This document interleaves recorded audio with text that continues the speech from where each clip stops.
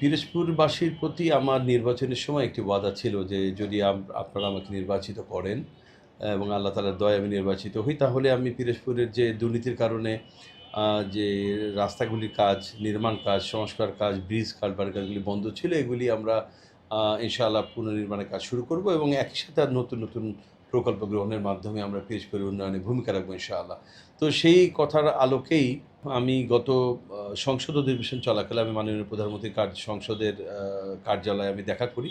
সেখানে মাননীয় প্রধানমন্ত্রীর সাথে আমি ওয়ান টু ওয়ান কথা বলি এবং পিরোজপুরের সার্বিক উন্নয়নের ব্যাপারে আমি মাননীয় প্রধানমন্ত্রীকে অবহিত করি এবং তাকে অনুরোধ করি তিনি যেন আমাদের এই পিরোজপুরের অবহেলিত পিরোজপুরের উন্নয়নে তিনি যেন ভূমিকা রাখেন এবং তিনি যেন স্থগিত হয়ে যাওয়া রাস্তাঘাটগুলি কার্যক্রম তিনি যেন শুরু করার নির্দেশনা দেন। একই সাথে যে প্রকল্পগুলির মাধ্যমে পিরোজপুর উন্নয়নগুলি কাজ হতো, সেই প্রকল্পগুলি বন্ধ ছিল।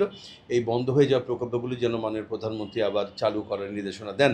সেই প্রেক্ষিতে মাননীয় প্রধানমন্ত্রী বলেছিলেন যে তিনি আমাকে সংসদ অধিবেশনের পরে একটি সময় দিবেন এবং এরই প্রেক্ষিতে গত ৫ই মে মাননীয় প্রধানমন্ত্রীর সচিবালয় কার্যালয়ে তিনি আমাদেরকে ডেকেছিলেন। সেখানে আমি সহ পিরোজপুর ২ এবং ৩ আসনের মাননীয় সংসদ সদস্যগণ উপস্থিত ছিলেন। সেখানে স্থানীয় সরকারের মাননীয় প্রতিমন্ত্রী তিনি উপস্থিত ছিলেন, স্থানীয় সরকারের সচিব উপস্থিত ছিলেন, প্রধান প্রকৌশলী এলজিইডি তিনি উপস্থিত ছিলেন।